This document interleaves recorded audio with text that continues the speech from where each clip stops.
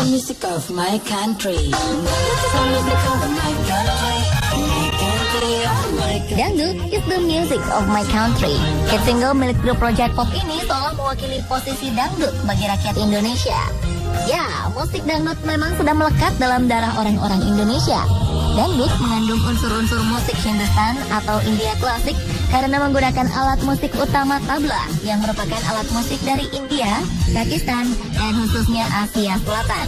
Seiring dengan perkembangan musik dangdut di tanah air, bermunculan penyanyi-penyanyi dangdut yang populer di kalangan masyarakat. Pedangdut ini memiliki kisah dan perjuangan sendiri hingga akhirnya menjadi populer. Berikut 7 pedangdut populer versi on the spot.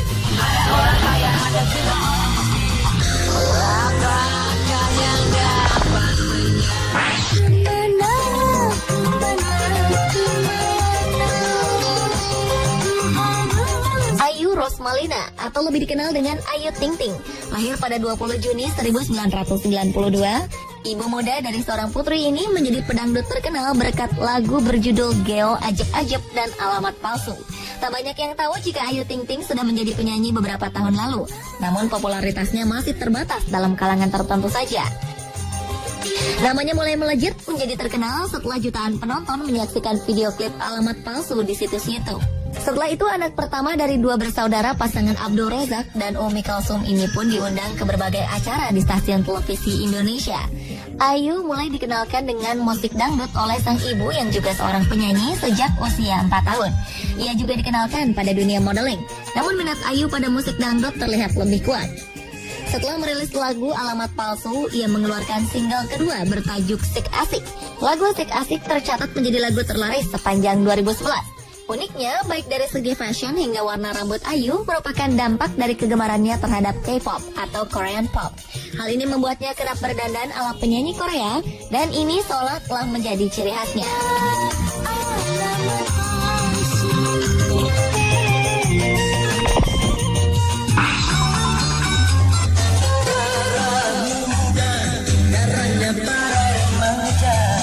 Berbicara tentang dangdut, sudah pasti kita harus berbicara tentang sang raja dangdut, Rhoma Irama. Pada tahun 70-an, Bang Haji telah menjadi penyanyi dan musisi ternama setelah sebelumnya jatuh bangun dalam mendirikan band musik.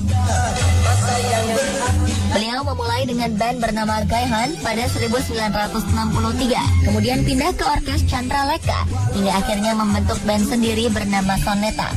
Bersama Soneta, Rhoma tercatat pernah memperoleh 11 Golden Record. Rhoma juga terhitung sebagai salah satu penghibur paling sukses. Tak hanya di dalam negeri, beliau juga pernah tampil di Kuala Lumpur, Singapura, dan Brunei dengan jumlah penonton yang hampir sama ketika ia tampil di tanah air. Orang menyebut musik Rhoma sebagai dangdut. Faktanya, Bang Haji lebih suka musiknya disebut irama Melayu. Tak hanya di musik, Rhoma juga sukses di dunia film. Sebut saja salah satu film terkenalnya, Satria Bergitar. Film ini sudah menghasilkan 400 juta rupiah, bahkan sebelum rampung dikerjakan. Raja dangdut dengan berbagai kontroversi ini juga aktif dalam bidang politik. Di masa Orde Baru, ia tergabung dalam sebuah partai. Pada 1993, ia pernah menjadi anggota DPR mewakili utusan golongan seniman dan artis.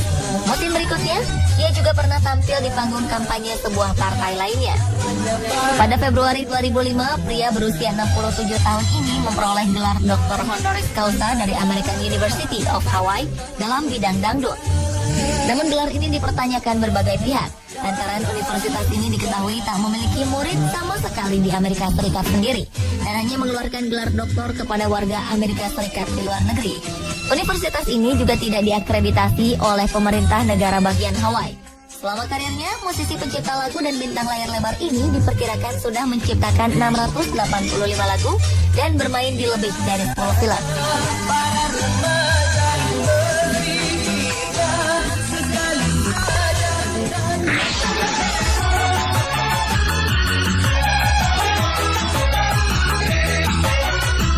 Selanjutnya adalah Zaskia Gotik. Pemilik nama lahir Surkiani dan kemudian dikenal dengan Zaskia Shinta mulai bernyanyi profesional ketika duduk di kelas 1 SMP. Perempuan kelahiran Bekasi 27 April 1990 ini mulai mengikuti berbagai lomba nyanyi hingga ia mendapat jadwal panggung reguler dari satu kafe ke kafe lainnya. Sayangnya aktivitasnya ini membuatnya memilih untuk meninggalkan sekolah dan menekuni dunia tarik suara.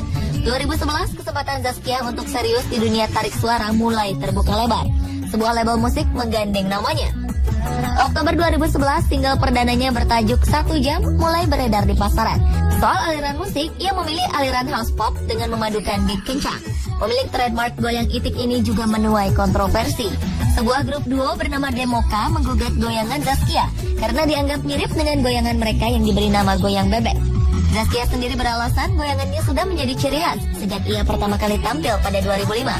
Nama goyang itik juga merupakan pemberian masyarakat dan bukan inisiatif Zaskia sendiri. Keduanya pun sepakat berdamai dan tetap tampil dengan goyangan dan nama masing-masing. Hebatnya, Zaskia pernah meraih rekor muri karena membuat 7 video klip dalam satu hari.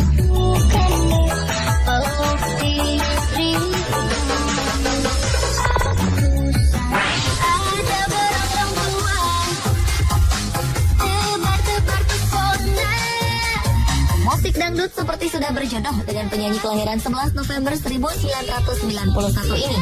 Ayah, ibu, dan ketiga kakaknya ternyata juga terjun di dunia dangdut. Meski begitu, Siti Badriah pernah mencoba musik lain. Ia mengaku sempat menjadi anak band dengan membawakan lagu-lagu rock. Namun Siti sepertinya sudah terlanjur jatuh cinta dengan musik dangdut.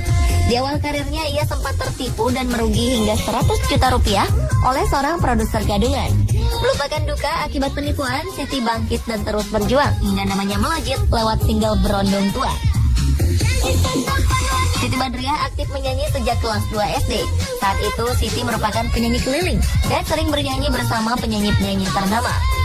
Ia juga pernah mengikuti berbagai festival musik untuk mengasah dan menambah pengalaman bernyanyinya.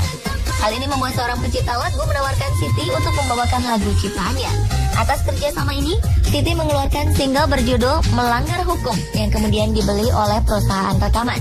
Saat ini Siti mempunyai 3 buah single laris lainnya, yaitu Suamiku Kawin Lagi, Goyangan Manjur, dan Berondong Tua.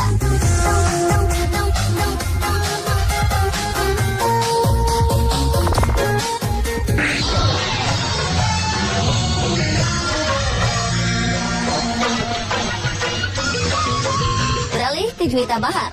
Gadis bernama lengkap Juwita Tovani Sanjaya ini mulai dikenal publik lewat aksinya menyanyikan lagu Maybe Yes, Maybe No saat mengisi sebuah acara televisi. Namanya makin berkibar lewat sebuah sinetron. Dan kehidupan pribadinya sering disorot publik lewat perseteruannya dengan sang ibu Anissa Bahar. Sang ibu sempat tak mengakuinya sebagai anak karena berada di puncak popularitas. Penolakan ini begitu membekas pada diri Jui. Bahkan setelah ia koma selama 15 hari akibat penyakit radang otak, sikap Jui kepada sang bunda tetap sama, padahal sang ibulah yang membantu perawatannya. Namun kini hubungan keduanya sudah membaik. Jui sudah mengikuti jejak sang ibu sebagai penyanyi profesional. Album pertamanya berjudul Maybe Yes, Maybe No cukup dilirik pasaran. Itulah menggeliatnya kembali musik dangdut, berbagai tawaran membanjirinya. Berkat lagu fenomenal Buka Dikit Jos, ia seolah tak henti-hentinya mendapat pekerjaan.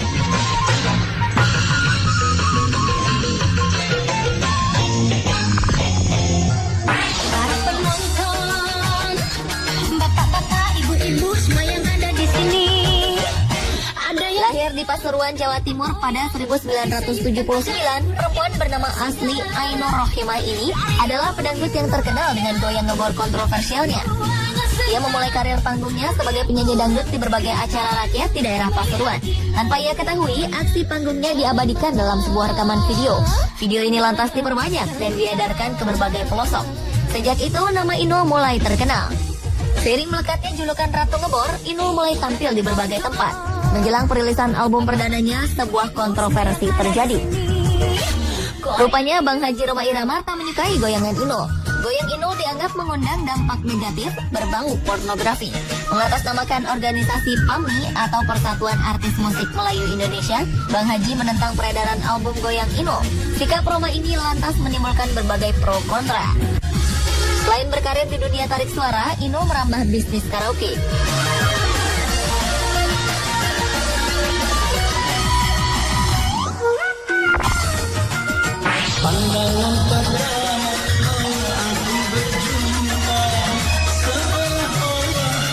Ahmad Rafiq atau biasa dikenal dengan A-Rafiq merupakan aktor dan penyanyi dangdut populer di Indonesia.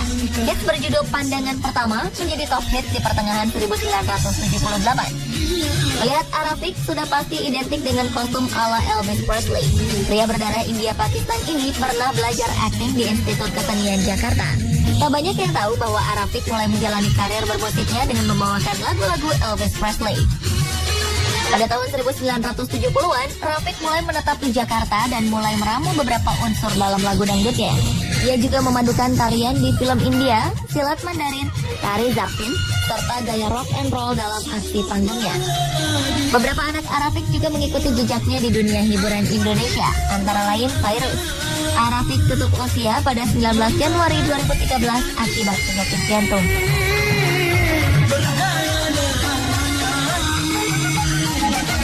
Pemirsa, inilah ketujuh pedangdut populer versi on the spot. Dan kalau